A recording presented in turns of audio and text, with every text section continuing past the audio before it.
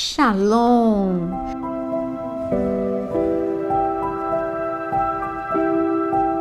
Muito bem-vindo ao canal e hoje nós estaremos tratando de um assunto tão importante como os 7 fundamentos da ceia do Senhor.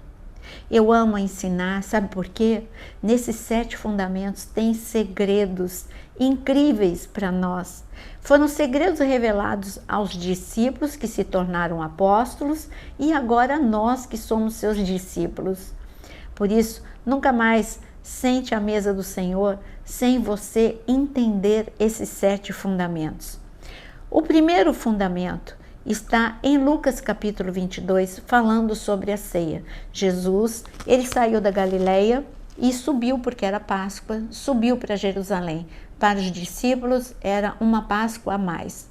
Para Jesus era o cumprimento. Tinha chegado a plenitude do tempo e ali se cumpriria o segredo desde a fundação do mundo. Então vamos ler Lucas capítulo 22 para falar deste primeiro fundamento, que é um grande segredo.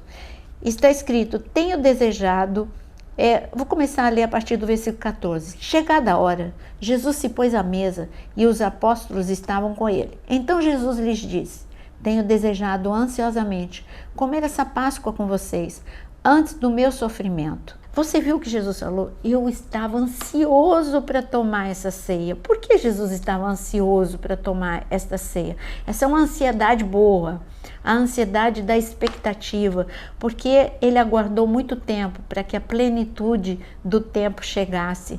Porque este plano de salvação, que é incrível, ele é de uma sabedoria inacreditável. Ele foi sendo revelado a nós desde Gênesis, porque a nossa mente é muito limitada para entender um plano tão espetacular como esse. Então Deus mostrou, primeiro Deus anuncia para nós que Jesus é o Cordeiro desde a fundação do mundo. Então este plano já estava feito desde a fundação do mundo.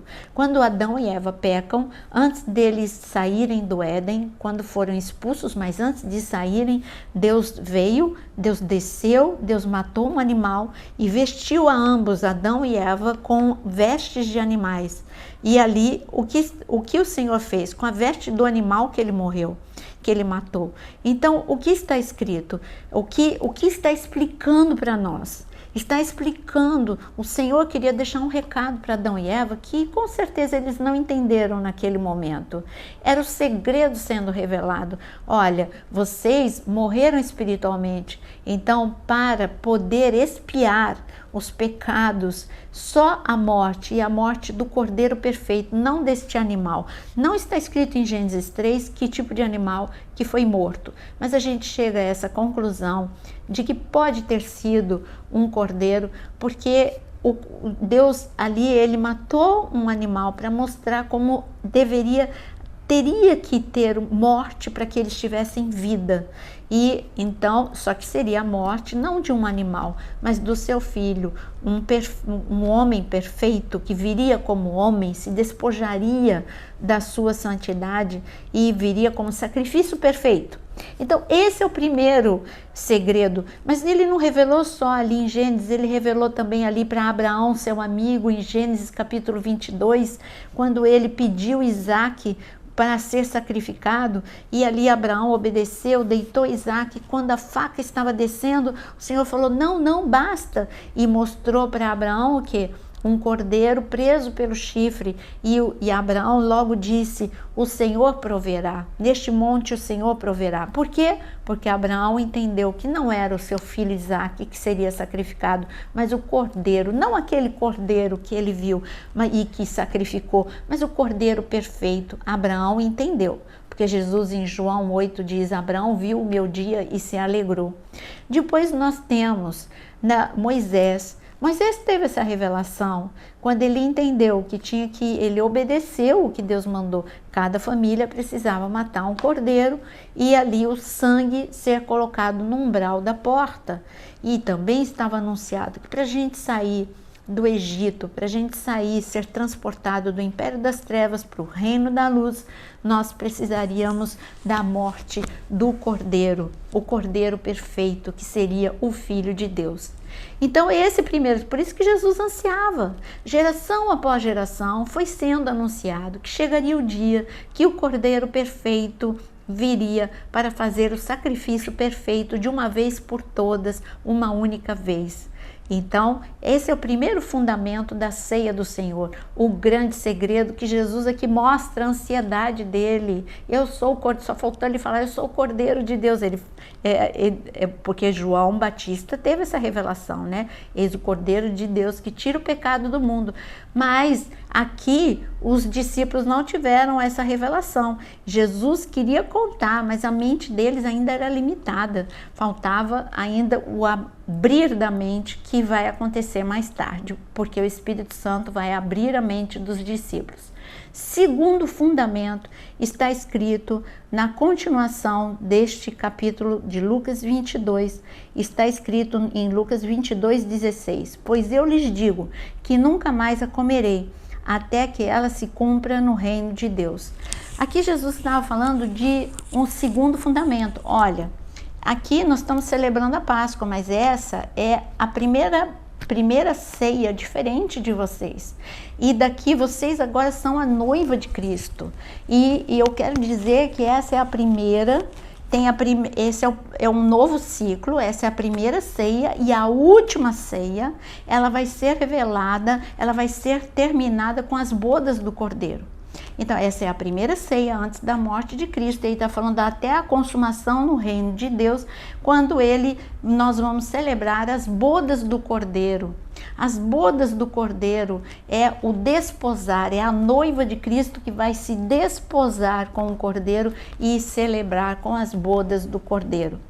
Mas, para a gente entender melhor, aqui ele está falando, mas antes de ir para o terceiro fundamento, para a gente entender melhor, nesse segundo fundamento, ele está dando outro segredo para os discípulos, e nós somos discípulos dele. Olha, vocês devem se alegrar, porque aqui eu deixei a igreja primitiva, discípulos, e eu ensinei o que devem fazer até a minha vinda. Então é um ciclo, é um período, e eu quero que vocês estejam obedecendo até a minha volta, até a consumação, até a que se cumpra no reino de Deus. E a gente sabe que isso acontece em Apocalipse 19, as bodas do Cordeiro. Sabemos também que em Mateus 22 fala sobre as bodas do Cordeiro, como o céu tá ali na parábola, fala, tá tudo preparado, e aí sai convidando. E então eu quero te dizer que as bodas do Cordeiro já está tudo preparado, assim como Jesus estava ansioso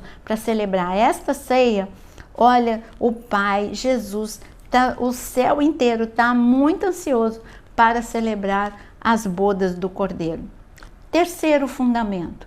O terceiro fundamento é porque nós precisamos ir um pouquinho para a cultura judaica.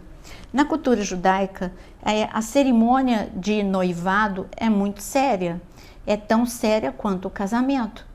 Lembra José e Maria? Quando José soube que Maria estava grávida, ele não estava casado, ele estava noivo de Maria, mas está escrito que ele ia dar carta de divórcio. Por que dar carta de divórcio se ele não era ainda casado?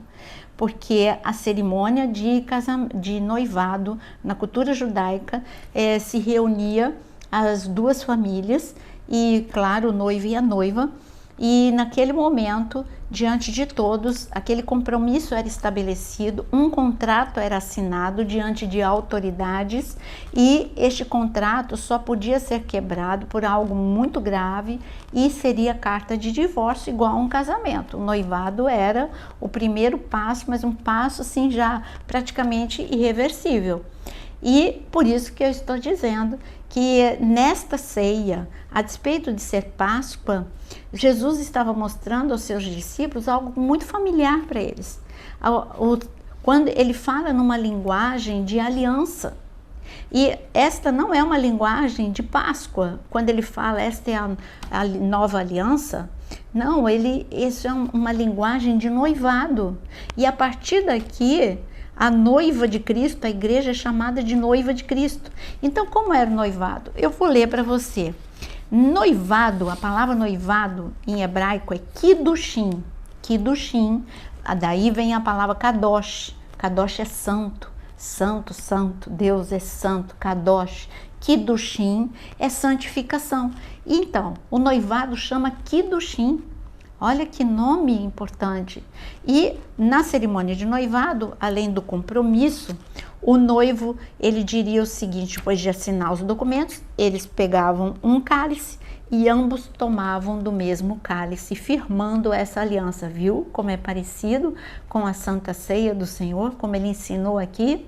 E depois, o noivo, depois dessa cerimônia, o noivo vai para a casa do pai preparar morada. E a noiva fica na casa dos pais dela, se preparando. Olha a diferença. Ele vai preparar a casa que ele vai morar com ela, que é na casa do pai, uma casa anexa à casa do pai. Agora, ela tem a sua responsabilidade também. Tem que se preparar, tem que se santificar, tem que cuidar dela para quando ele voltar, ela está bonita, preparada com enxoval.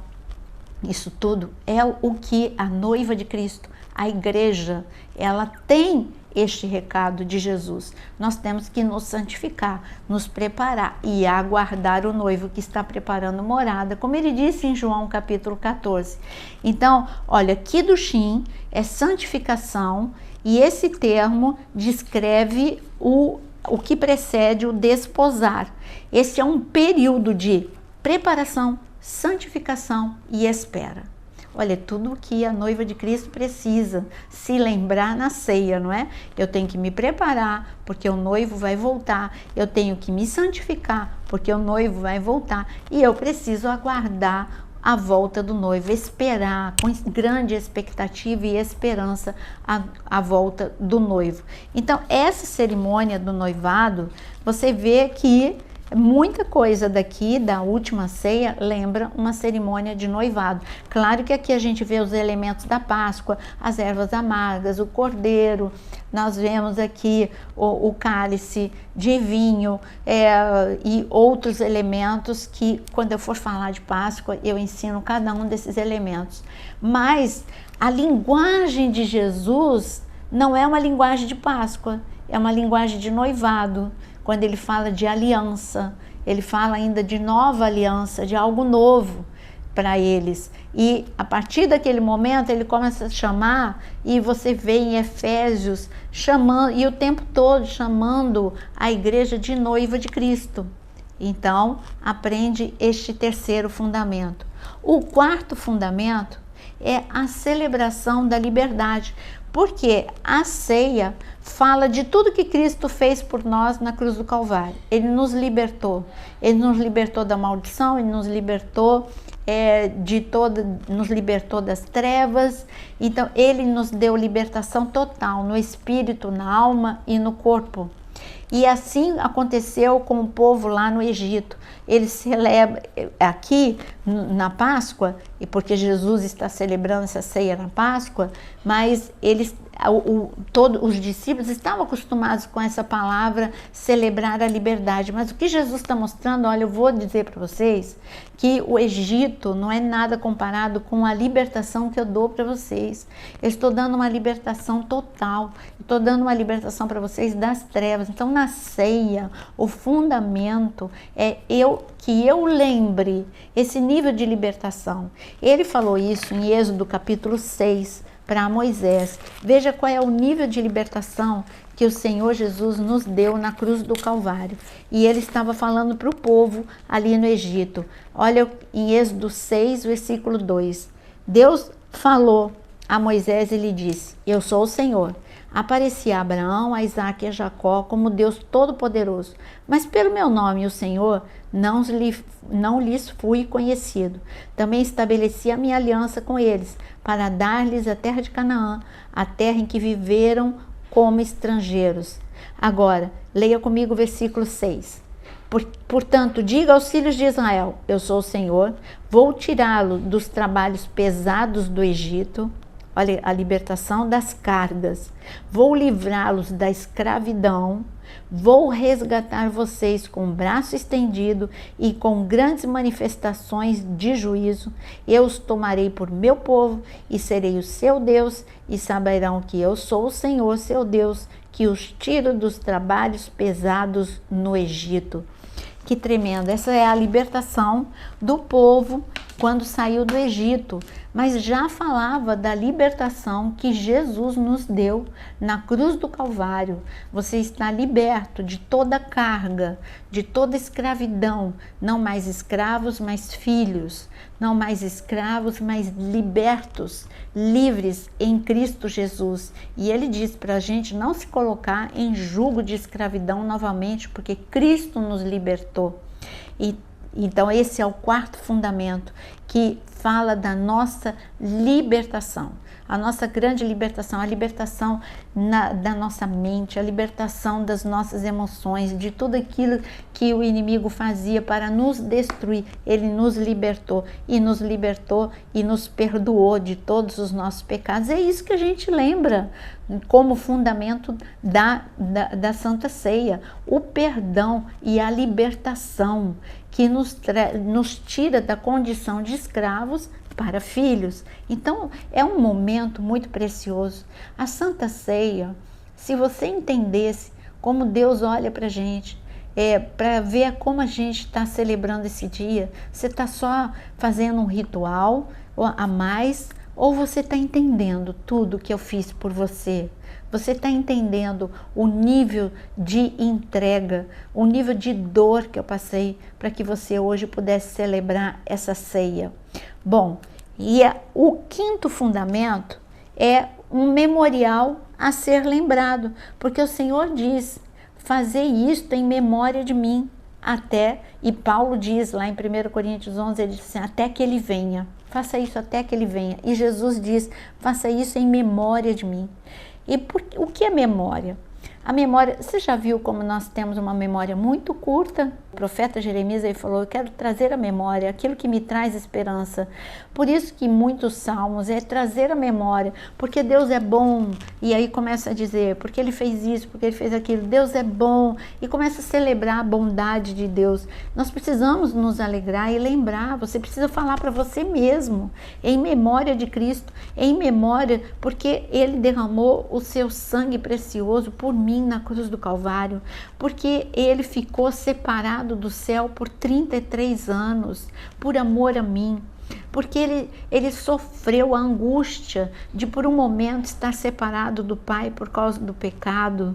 Então, em memória de Jesus, lembre-se de que Jesus, ele estava desfigurado na cruz do Calvário, não era uma imagem bonita de ser vista, ele estava massacrado, desfigurado, e tudo isso por amor a você. Isso é o memorial, que é um fundamento na Santa Ceia do Senhor. Agora, o sexto fundamento é o Senhor, ele reuniu os seus discípulos.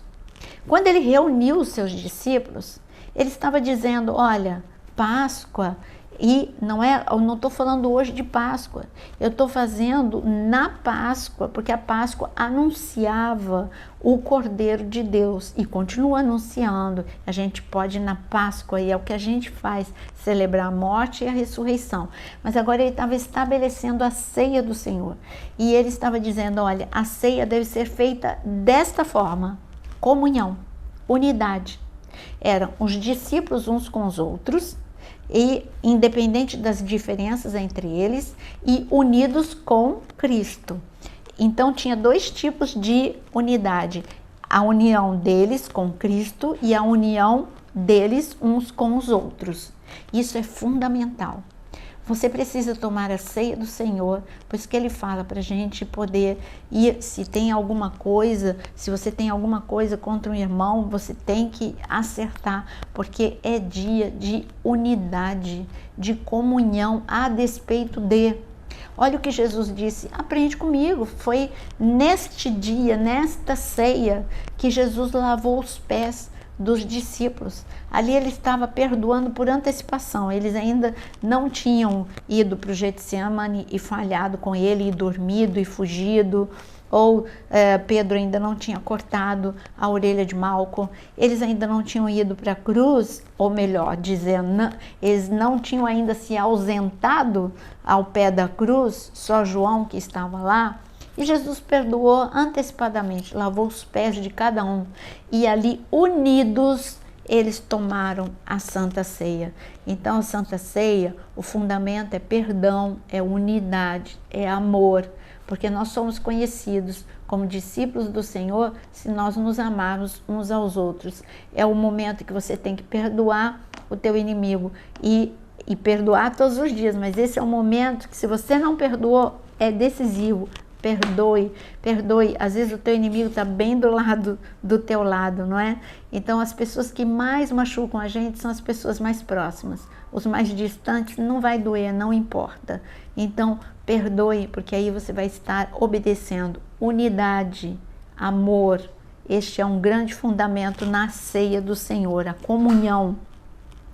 Agora, o sétimo fundamento é lembrar, mais forte ainda, lembrar do sangue, que é aqui, olha, eu vou ler para você em Lucas capítulo 22, está escrito assim: e pegando um cálice, no versículo 17, depois de ter dado graças, disse: peguem e repartam entre vocês, pois eu digo a vocês que de agora em diante não mais beberei do fruto da videira até que venha o reino de Deus. E pegando um pão, dando graças, o partiu e lhes deu dizendo: isso é o meu corpo que é dado por vocês, façam isso em memória de mim. Já vimos em memória de mim o que significa, mas agora o sétimo fundamento é o pão e é o cálice. Então, o pão, que é o corpo de Cristo, então no dia da ceia você precisa lembrar que através do sacrifício de Cristo, ele levou no seu corpo, ele levou pelas pisaduras de Jesus, eu sou curada. Então você pode declarar isso no dia de ceia: Senhor, hoje é dia de cura, é dia de milagre, porque pelas pisaduras de Jesus eu fui curado. Foi porque Jesus entregou seu corpo e o seu corpo foi partido, foi dilacerado. O véu que nos separava, ele foi rasgado de alto a baixo. Então hoje você tem intimidade, você vai além do véu, você vai diante do trono da graça para receber socorro em tempo oportuno. Esse é o fundamento que você tem que lembrar no dia da ceia. Você tem que lembrar também que por causa do sangue, sangue precioso, sangue maravilhoso, sangue derramado, é um rio que sai do trono de Deus, porque até hoje, esse sangue que foi vertido há 2.000 anos atrás, esse sangue que foi vertido há 2.000 anos atrás, ele é um impacto na sua vida, porque o sangue de Jesus é poderoso para você aplicar na sua vida, colocar na porta da sua casa, colocar e declarar: eu tenho uma blindagem celestial. O sangue de Jesus é proteção sobre a minha vida. O sangue de Jesus é uma arma contra o inferno, porque o sangue de Jesus, pelo poder do nome de Jesus e o sangue de Jesus que tem poder, todas as obras das trevas são queimadas e destruídas. Sangue precioso, sangue de uma nova aliança, sangue vertido e que me leva à condição não mais escravos, mais filhos, e não mais pessoas, indivíduos sem identidade. Agora eu tenho uma identidade não só de filho, mas eu sou a noiva de Cristo, me preparando para o encontro com o noivo. Esses são os 7 fundamentos que te levam até mais perto de Cristo. Não se esqueça, a cada vez que você tomar a ceia, se lembre desses 7 fundamentos e valorize aquilo que Cristo fez por você. Bom, se você gostou desse vídeo, compartilha e curte, porque muitos devem aprender o que a Santa Ceia ela significa. É poder de Deus em nossas vidas, é o amor de Deus em nossas vidas. Que o Senhor te abençoe e até o nosso próximo vídeo.